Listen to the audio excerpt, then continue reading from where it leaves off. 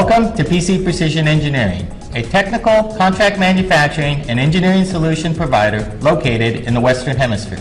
We bring high-tech capabilities to the Dominican Republic for all of your outsourcing manufacturing requirements. Whether you are looking for a particular assembly or a complete product, we have quickly become a viable and competitive option to Far East locations.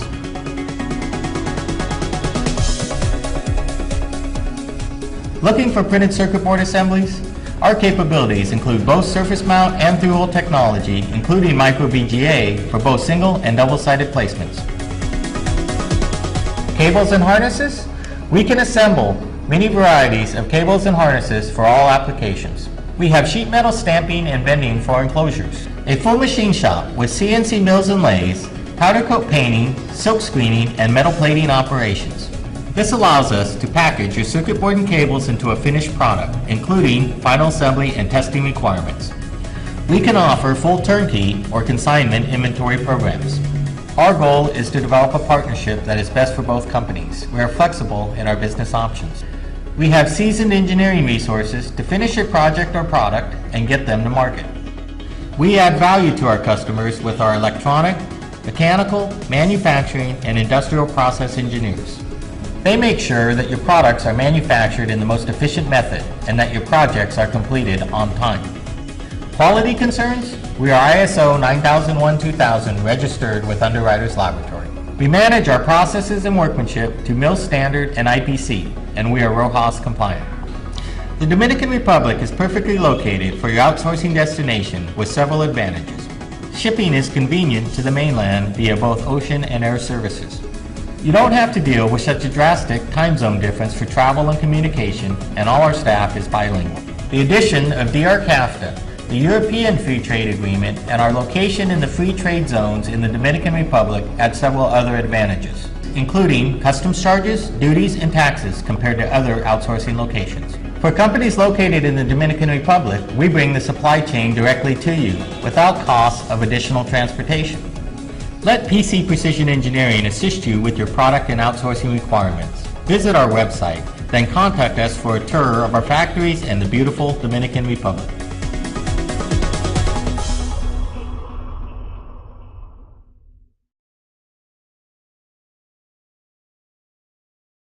And relocated to the Dominican Republic in 2004. Was down there working as a contract manufacturer for a business, and by 2007 I had taken over the majority share of the company. We have 3 facilities located on the island, 1 in Santo Domingo and 2 in Santiago. And we do everything from electronic circuit boards, surface mount, through hole, and I'll explain that, all the way up to building complete products that are shipped straight to distribution and into the appropriate markets. So a little bit about where we're going today. I'm going to try to take you just through the overview of contract manufacturing, how we work with small companies and large companies relative to building product for them, and also how we do some value-added services as far as engineering.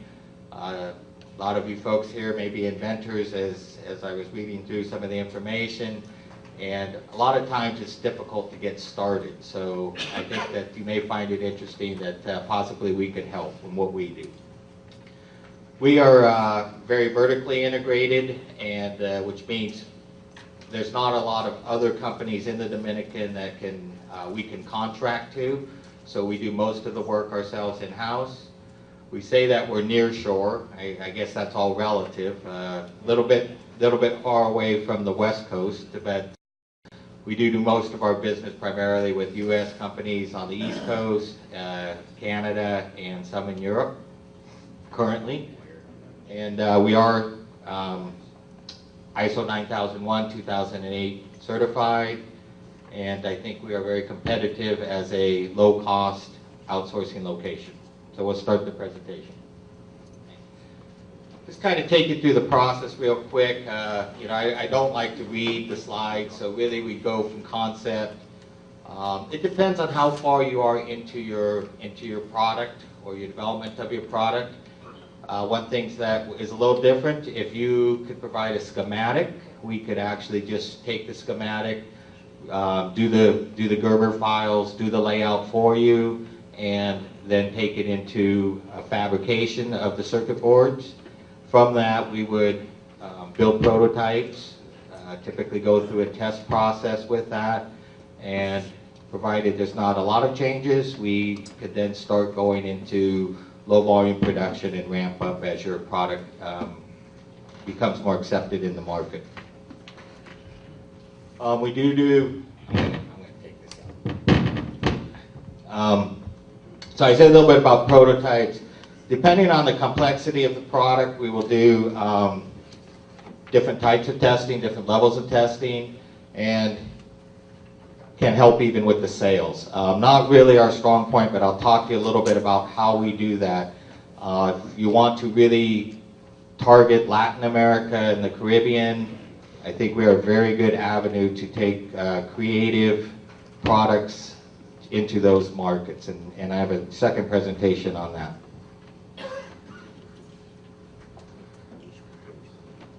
Okay, well, what do? Well, we try to really make the transition from a concept product into the local market easy for you. So we go from different levels. From many companies will just give us their documentation, their bills of materials, all the information, and we just quote it and build it. They tell us how many they want, they send us a purchase order, and we complete it. If the product is not well defined, it's a little bit slower process, and if it's in the early stages of trial, proof of concept, there's a lot more trial and error. But what we've done with several companies is help them through that early stage, because it's a lot cheaper, we find, to do it with an offshore location where we can do engineering value add without paying super high engineering rates. So I think there's an advantage there for people. If the design is not frozen, and this is one of the frustrating things, I think, as we're all entrepreneurs and inventing things and trying to look at different things we can do, it can become a little bit risky in time and changes. And you know, in the manufacturing environment, sometimes we say, well, at some point you have to shoot the engineers so that you can get your product to market. They keep wanting to, well, let's change this feature and let's add this and let's do that, and it goes on and on and on, which typically burns time and it burns money. So a frozen design is better, but it's not required. Is it really designed for manufacturing? Another area where PC Precision can really add some value and assist you. We get some products. There's a company that I just signed an agreement with that's doing some HHO type products, and he's an inventor, and he was basically buying some stuff and putting them together and making things work together. And I says, well, why don't you just design your own, and we can write the software for you, so you give us the specifications. And we've taken his box, which was a lot bigger, and compressed it to one circuit board that does everything that he wants it to do. And he was buying 4 or 5 different components and putting them together and making it work. But it was kind of a spaghetti's nest, and it wasn't really laid out for manufacturing, so we were able to help him with that. What criteria define the product is good? Okay? So how much testing do you really want? You know, what is required? Those are very important aspects to the specifications in engaging in contract manufacturing. To be honest with you, I run my business without a lot of big contracts and so forth.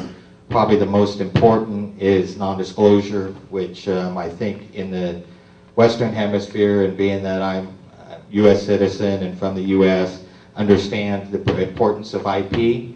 A lot of people are scared to death to go offshore because there is pretty soon your product shows up with a little spin on it, and now you're spending time in the courtroom versus focusing on what you should be doing is developing your product and getting it to market. So documentation, again, is important, but we can help with that as well. we're the manufacturer. This is, you know, I was having dinner last night with my brother-in-law, and he says, "Wow, Mike, you're one of these guys that are moving jobs out of the U.S." Well, I guess that's kind of true, but I decided to relocate to the Dominican with my family, and you know, I think we have a good value to offer to U.S. businesses as well, and that's where we do most of our work. We work for the, actually our facility is DoD for the U.S., so we build even some parts for the military. But you can do it in your own facility, and there's advantages to that. You control your IP, you control your manufacturing process, but you also have the cost of your own resources, okay? And you got to have the equipment and everything else. If you're going to go and contract manufacture, okay, you don't have the resources. A lot of folks I've worked with, they're inventors, and they think about, once their product's ready, to start their manufacturing side of the business. I'm going to start my assembly facility or whatever. It's difficult, and I think probably many of you have experienced that. If you don't have the expertise, you have to find it. So again, cost and time, and you know, so for outsourcing, you really avoid some of those time and cost aspects of the business. Some trends that are going on, and these are really just information, but as most of you probably know, outsourcing's gotten real big, and it's probably why a lot of the jobs have moved offshore, and it's good to see that some of those are coming back home to the U.S., and you know, we really just try to provide excellent service to our customers, and it's good. Okay, you're okay. Okay. So there's plenty to read about it, but outsourcing can be very different in today's market too. The involvement, the amount of work that you want done can vary. As I said, we go from building simple wire assemblies to building full products that we test complete and we ship straight to our customers' distribution or customer. Some more information, and these presentations will be available. There's nothing proprietary to me on them. So there's a lot of debate about, you know, the whole job thing and what's happening, but there's still a lot of value to outsourcing, as the global economy is really intertwined. Even though it seems like I'm a long ways away and it was a long flight and so forth, but in reality we are 4 days by ocean shipment into Miami, and which is pretty good. Your logistics cost and time and tying up capital becomes a part of the challenge in getting product to market in volume. So, you know, when you say offshore, well, we say near shore because we're not too far in transit. So we can get into Miami in less than a week via ocean freight. A lot of our customers today actually fly a lot of their products back into the U.S. and into Europe. Some benefits of contract manufacturing: as I said, less investment. You don't have to buy the capital. If we have the right capabilities, you utilize our equipment. We do primarily low to mid volume, kind of high mix type of products. I think very fitting to the folks in this conference here, because if you're an inventor or you have an idea or you have a product that you're looking to offshore, you don't have to do $1 million a month. You know, it doesn't have to be a consumer good that's sold in Walmart. In fact, I don't even quote a lot of consumer goods that go to the retailers. I think it's a very volatile market.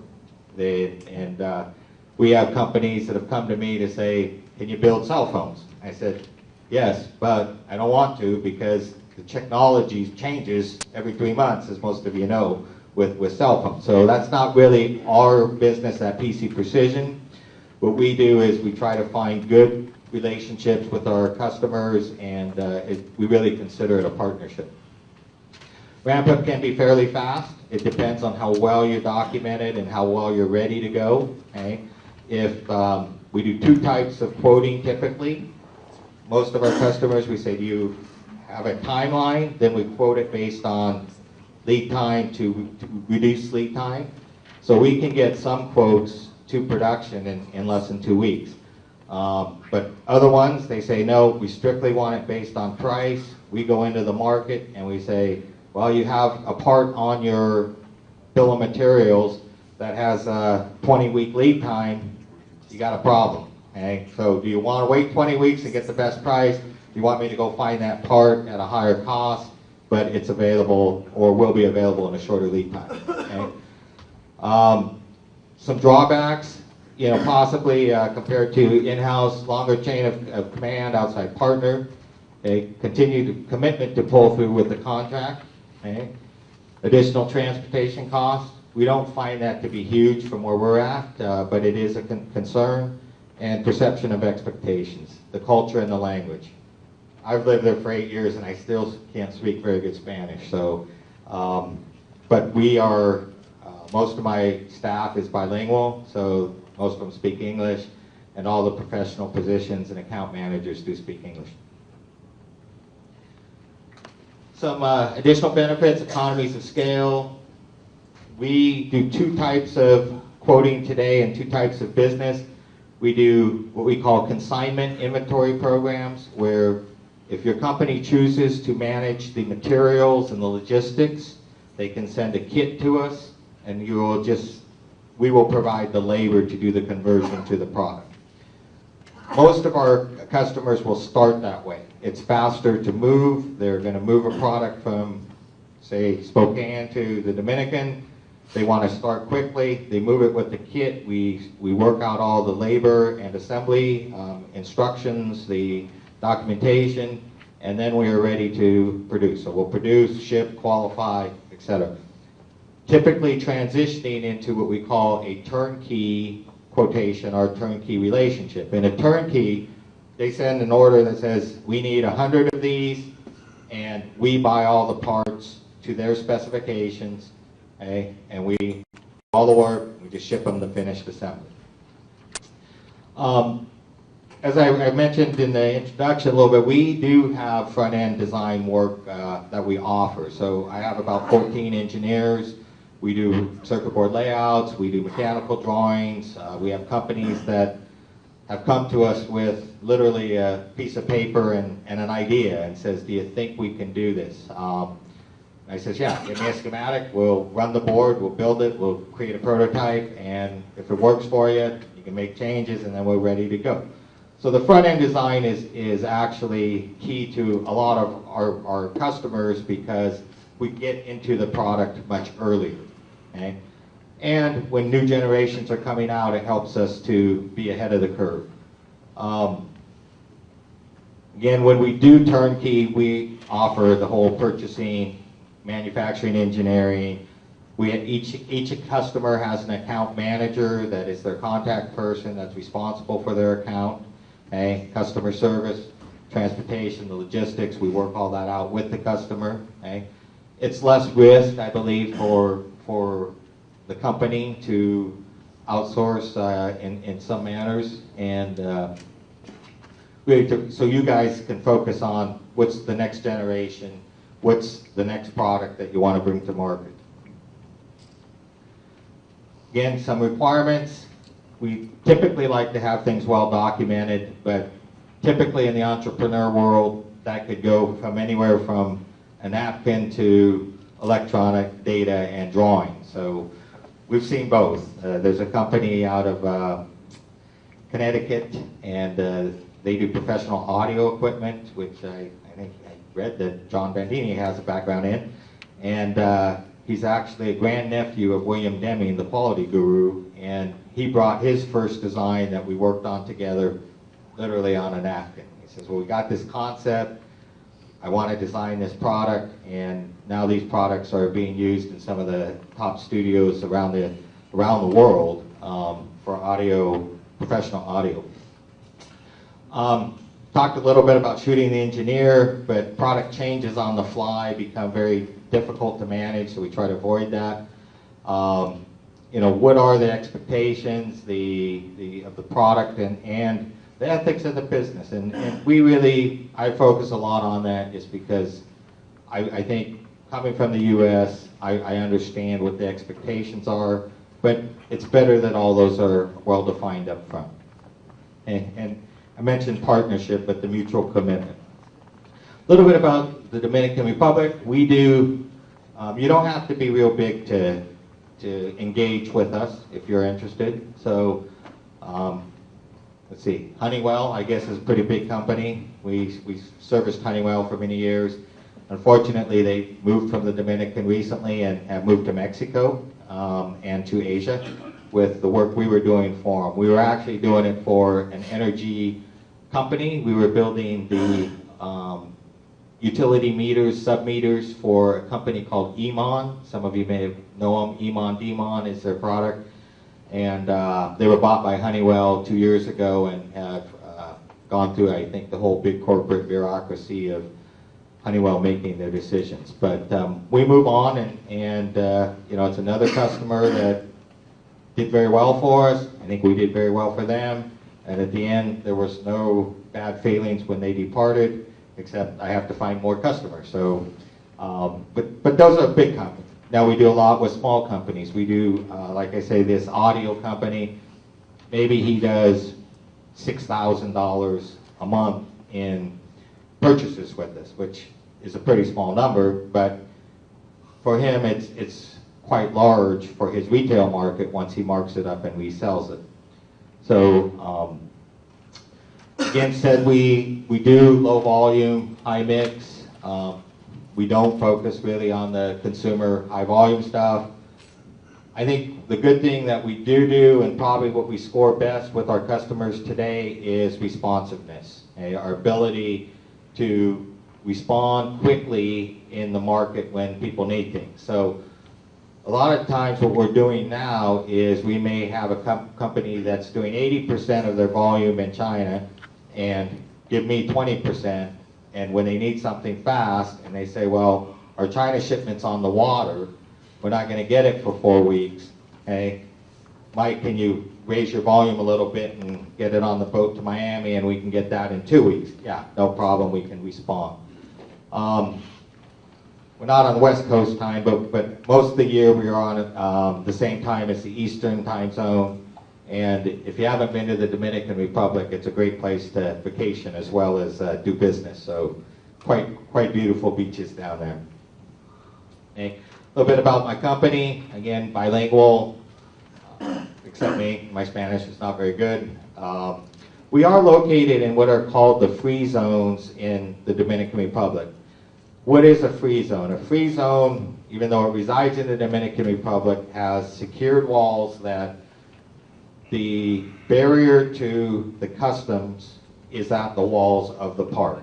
So the customs inspectors come to my factory every day, inspect the shipment, and when it goes on the UPS truck, it's already cleared customs. Okay? Inbound is the same thing. It comes in. When it enters the free zone past the wall, it's cleared customs. The free zones in the Dominican Republic are tax-free, which means there are no taxes and duties on inbound raw materials. We do conversion of that material into product, and typically if the product is specified with the correct harmonized tariff code and going back to the United States and the value add is split correctly, to duty and tax exempt for the most part. Now it depends on the product and the cost of the product and the volume, but it's as there's NAFTA between Mexico, Canada, and the U.S., there is a free trade agreement called DR-CAFTA, which includes the Dominican Republic, that is very similar in the rules and regulations of what's happening. Now, if you have a product that you're going to do some work in the DR, bring it back to the U.S., add value, you cannot go back to Mexico and add value and bring it back again. You can only go in and out of one of the NAFTA, CAFTA free zones one time. And I mention that just because people don't if you don't understand it, what happens is at some point you're going to get a big bill if they find out you have crossed more than one free trade barrier. So I had it happen to a customer. It wasn't really good. So provide account management, strong engineering support, ISO certified. Today we are 9001, 2008. If you're in the medical field, for example, and you need 14385, or you're in automotive and you need an SAE certification, those can be applied for. We also build UL listed products, so we have UL inspectors come in and do follow-up services at our facility in the Dominican Republic. We have a stable workforce for the most part. Jobs are hard to find everywhere, so there are pretty good loyalty to the company, so we're pretty lucky with that. And we believe we pretty much provide the complete solution. So look forward to be part of your solution, and I will be around today. I do have another presentation, but I don't think I'm going to take you through the whole thing. I'm going to take you through a short one, okay? So let me take 1 second to change over here. Myself and several of my companies that I represent, opportunity and access to Latin America and the Caribbean. So I'm going to just give you kind of a case study. Right now, the energy sector is booming, I think, globally. But in Latin America and in the Dominican, there are a lot of challenges. We pay, in the factories even, probably about 19 cents a kilowatt hour. Residentially, we're paying in the low 30s, depending on how much you consume. Most of these developing countries and islands are being subsidized by the government, which is a huge amount of subsidy that goes into it. So they're looking for solutions. And the resistance to penetration, as I say, into these countries can be very difficult if you don't have the right channels and you don't know the right people. So I'm going to give you a model of Ecuador. And Ecuador is a difficult country right now because U.S. investment doesn't really want to recognize them as a safe investment country. But in Ecuador, they have oil. I'm sure most of you know they discovered some fairly large oil locations there, but they don't want to abuse it. They are really quite good at their environmental protection and so forth. So they've come to myself through my contacts and said, we want you to bring renewables to Ecuador. Okay? So I said, great, we can help you with the solar. We have a solar inverter that we produce in our factory that's UL listed. It's a grid connect 1 kW unit. They said, well, we want a big system. We want a megawatt, not 1 kW. I said, well, you can put 1,000 of them on the roofs and you have 1 megawatt. They said, well, that's not a bad idea. But along with that, now they said, well, I go there and I say, well, what are you doing about the lighting? Okay? I mean, even here, right? You look at the lighting, this is not the most efficient use of light. LED lighting is taking off, and it is going to be part of all of our future. It's just inevitable. The incandescents are going away. Ecuador, like the Dominican, they give out the compact fluorescent light bulbs. Well, it's great, but they got mercury in them. So now you got a problem where the government thinks they're doing a good thing. They give out all these light bulbs to reduce the energy consumption, and they all end up in the landfill. Not real smart. So they said, okay, well, I have an affiliation where we're going to be manufacturing LED lighting. And we said, if you're going to want solar, you got to use lighting because you have to reduce your footprint. Using solar is great, but if you're still using incandescent light bulbs and not looking at your other aspects of reducing your consumption footprint, your air conditioning, etc., you're not going to get as good a return on investment. So they said, well, great, we're interested in that too. Come present it to us. And I said, okay, what else do you need? They said, well, we have vehicles that are producing a lot of pollution and is causing smoke and makes it dirty and everything else. We say, okay, well, we're going to bring in some HHO technology to go in and reduce some carbon emissions. Okay, great. We like that too. Okay, we'll put it in. What are you doing about your trucking and your oil? Well, I have another business that we do oil refinement, okay, in line in the vehicles or on engines, which is a continuous refiner.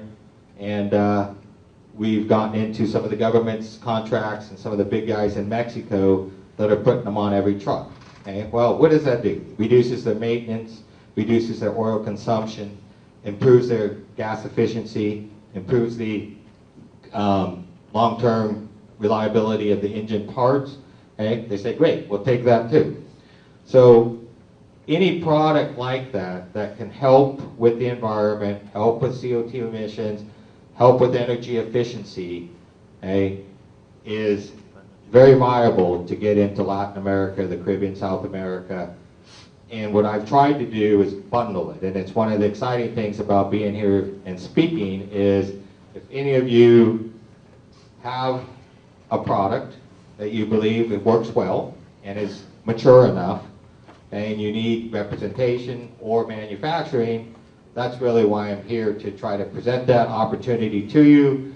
The taking it to market would be bundled in with the other companies that I'm already going in and representing and selling. So it's not with everybody, but with most companies, what we typically do is my first question, if they say, well, Mike, we'd like you to make this in the Dominican Republic. I say, great, we want to do it for you.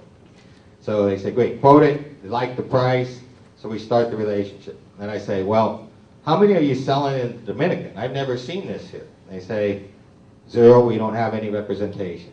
How about other parts of Latin America? No, we're just selling in the US. I say, that's fine, okay.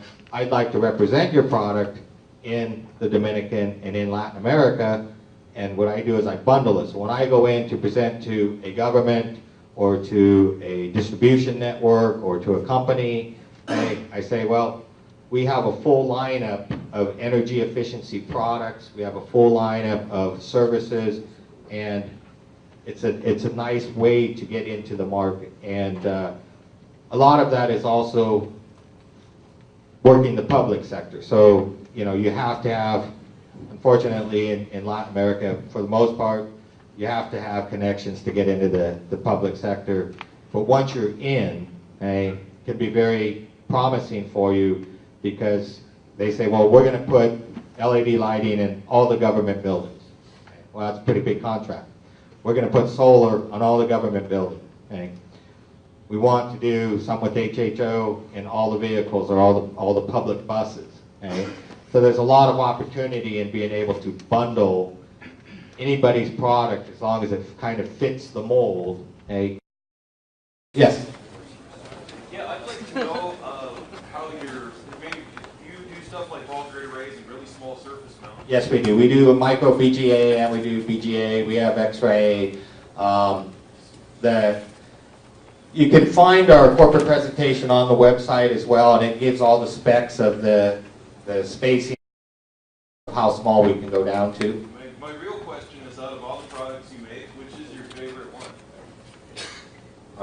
Well, today I'd have to say our new product that's about ready to launch, this grid tie solar inverter, is probably the one I've had the most interest in. I actually have been in the inverter industry since '85, so believe it or not, I actually was doing solar in the late '80s with backup systems, and there was a lot happening here in Washington, out in I can't even remember the little city there, but there was a lot of migration coming into the Northwest out of California for the end of the time, I guess, and people were building bomb shelters and wanting backup power systems, and the company I worked for was called Heart Interface out of Federal Way in Kent, Washington, and you know, the owner inventor from there is now living in Costa Rica, and he's still developing inverters. So it's been kind of an interesting race of the whole inverter segment, but we have a very interesting 1 kW grid tie unit, but it can also be used for rural electrification, and it was kind of built around our ability to penetrate the Latin American market. Does that answer your question? Great. Next. Yeah, as far as inverters, what's the heaviest you guys is? Currently today we build mostly for backup power supply, backup power. Another thing great about the Dominican grid, we have blackouts every day, sometimes several times a day. And you know, and looking at what John has done with the Tesla charger and things like that, this is where you want to talk about the market penetration. Millions of batteries are brought into the Dominican every year. Okay? Most of the distributors, okay, and this is part of the barrier to entry, are making a lot of money on selling replacement batteries. So those guys making the money, they don't want good charging, they don't want good recycling, good rejuvenation of the batteries. They want them to be perceived to go bad and sell replacement batteries. Okay? Huge market. There's probably in service today, I would say, probably over 1 million backup power inverters running on batteries in the Dominican, if not more. But to answer your question, we build a small series of products for a company called Trace International. That actually came out of Washington State here, was a breakoff from Hard Interface back in the late 80s, and became Trace Engineering. I don't know, some of you I'm sure would know who they are. They were then bought by Xantrex, and now they're owned by Schneider Electric, and that's the companies I came from. But to answer your question, we go up to 3 kW in a modified sine wave version, a square wave, and all the units we are producing today are inverter chargers. Okay? The grid tie unit we do, the largest today, is 1 kW. We're going to probably push it up to 3 kW, but that market starts getting tough because what was the average size of the homes in the U.S. requirement? 3 kW. Every inverter company around went after that particular sector. So where we're at, 1 kW is quite adequate for a high percentage of the consumption usage. Okay? Other questions? Yeah, do you do patent work and stuff like that on a product? Patent work? Do we do patent work? No, we don't, but if you wanted to, I actually do have a patent attorney that I use. They are in the U.S. I can give you a little brief experience. In the last couple of months, I was taking one to a provisional patent, and we didn't actually go beyond the provisional at this point in time because the internet access to technology and everything is so fast, it's really difficult. And unfortunately, or maybe fortunately, the patent attorney I use is extremely expensive. So I said, look, I'm not going to chase this one. So it depends on what you really need, but if you needed assistance, I can help you with that, but it's not really what we do. If you have patented product, then typically that's just protected by non-disclosure, and we protect your IP in different fashions. It depends on the level. Like because we build for the Department of Defense, we actually cannot have foreign nationals from third-party foreign nationals even have access to the documentation. So here I got a professional from Ecuador working for me. Well, he has to have separate protection against what he can access in my company relative to the documentation and so forth. Any other questions? I'm about out of time here, so. Just one more. Asian markets, what's your expectation there?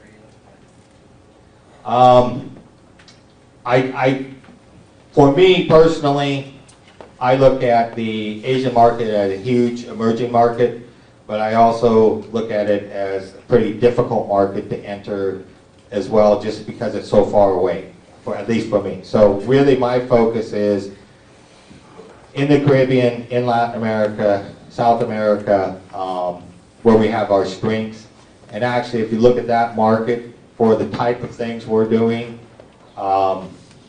it's a very large market. People don't realize just the islands are 40 million people. I mean, in just the islands. So there's a large market there with a lot of the islands don't have a lot of resources and so forth to bring solutions from their own area. So they look to the larger islands or they're importing. And what we've tried to do is bring the manufacturing and the strategy closer to the marketplace itself.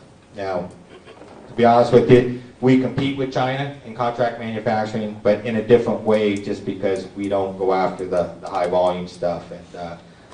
And we're a little unique in the fact that because I really enjoy it, it's my background, that we focus kind of in the energy sector with a lot of our relationships and helping bridge that gap into these Latin countries. Yeah, time's running out. One more question, and then I'll be around today, so if people want to speak to me, and I have some brochures over there. Yes? There are 3D inkjet prototypers that are coming into fruition now at a very reasonable price, like $1,000. What impact have you seen with these devices, or can you foresee with presenting a new product? Well, they really speed up the prototyping process. There's good ones out there, and there's some that are kind of like what I call hobbyist stuff. We have them available to us in the Dominican. I have a couple of companies that have the equipment, so if we want to rapid prototype something, we can. I actually have very good access to a couple of the universities and higher education facilities in the U.S., Virginia Tech, as well as Western Carolina University. They have a very nice rapid prototyping center. It just depends on what's required. But they work very well, and really give you a good feel of, is your product concept and design laid out properly, okay?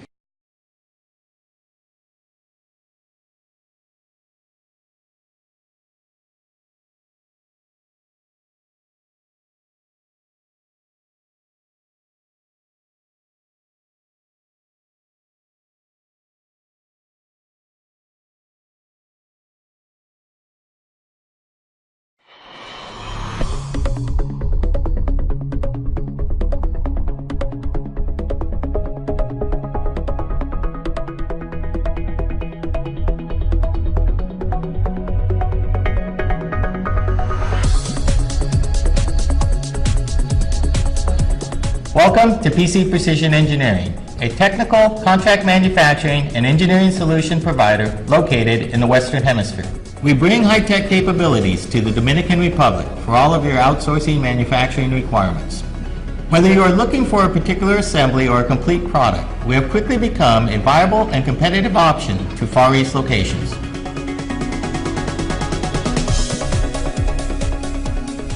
Looking for printed circuit board assemblies? Our capabilities include both surface mount and through-hole technology, including micro VGA for both single and double-sided placements. Cables and harnesses? We can assemble many varieties of cables and harnesses for all applications. We have sheet metal stamping and bending for enclosures, a full machine shop with CNC mills and lathes, powder coat painting, silk screening. We would build prototypes, typically go through a test process with that, and provided there's not a lot of changes, we could then start going into low volume production and ramp up as your product becomes more accepted in the market. We do, I'm going to take this out. So I said a little bit about prototypes. Depending on the complexity of the product, we will do different types of testing, different levels of testing, and can help even with the sales. Not really our strong point, but I'll talk to you a little bit about how we do that. If you want to really target Latin America and the Caribbean, I think we are a very good avenue to take creative products into those markets, and I have a second presentation on that.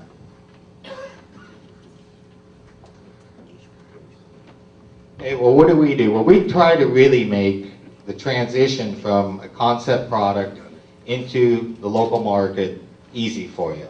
So we go from different levels. From many companies will just give us their documentation, their bills of materials, all the information, and we just quote it and build it. They tell us how many they want, they send us a purchase order, and we complete. And metal plating operations.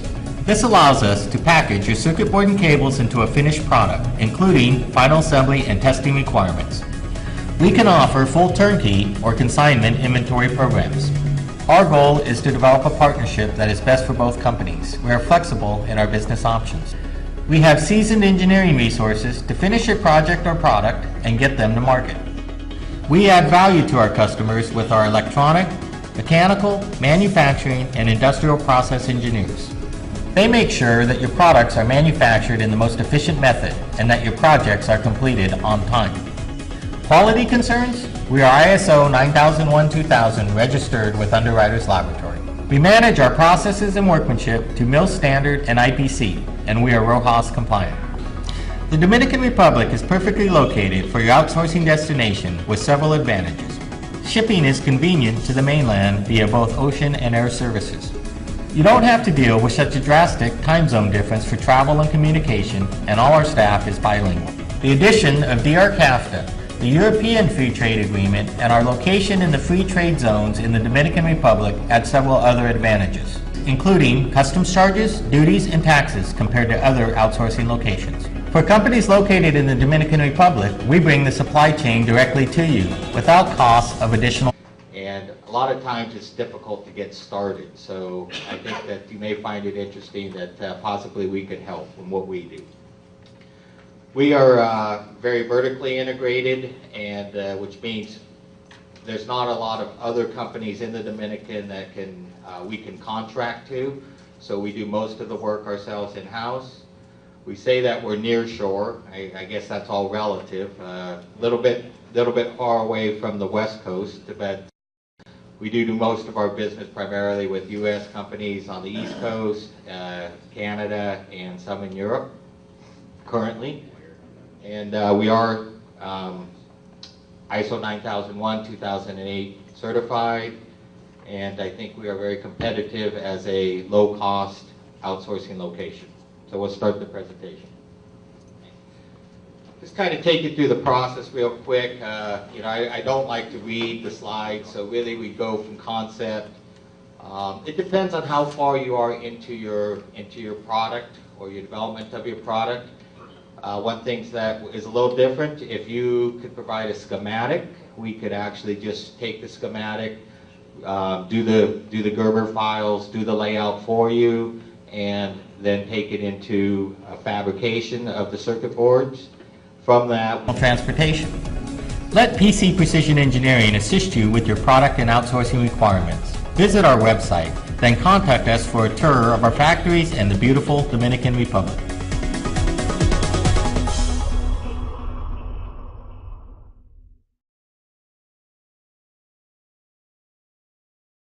And relocated to the Dominican Republic in 2004. Was down there working as a contract manufacturer for a business, and by 2007 I had taken over the majority share of the company. We have 3 facilities located on the island, one in Santo Domingo and 2 in Santiago. And we do everything from electronic circuit boards, surface mount, through hole, and I'll explain that, all the way up to building complete products that are shipped straight to distribution and into the appropriate markets. So a little bit about where we're going today. I'm going to try to take you just through the overview of contract manufacturing, how we work with small companies and large companies relative to building product for them, and also how we do some value-added services as far as engineering. A lot of you folks here may be inventors, as I was reading through some of the information.